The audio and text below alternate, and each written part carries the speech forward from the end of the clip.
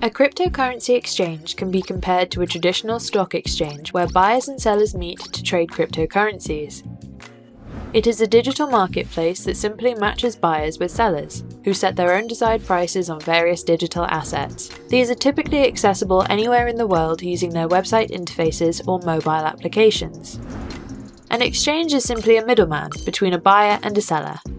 Once a trade is agreed upon, the buyer and the seller swap the crypto for funds at the agreed price, and pay the exchange a small fee for the service. Exchanges also charge other fees, usually for withdrawal services. The process of buying cryptocurrency via an exchange involves 3 important steps. The first is called KYC, or Know Your Customer. This is actually a process that all financial institutions and banks do, so you might be familiar with them.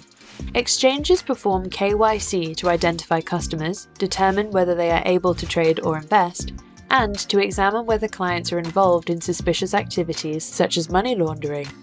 KYC requirements differ from platform to platform. Users typically have to verify their phone number, government-issued ID, and proof of residence. The second step is funding your account. This means depositing regular money into your exchange account. Exchanges usually accept a variety of funding options, such as debit or credit cards, or bank transfers. In general, the exchange initially makes a small debit or credit to your funding method, asking you to verify those amounts. Once you do that, you should be able to fund your account and begin buying your crypto. Once you've bought your crypto, the final step is withdrawals.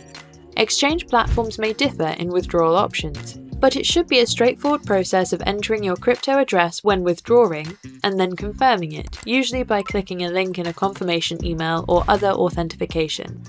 Be prepared to pay the exchange's withdrawal fee.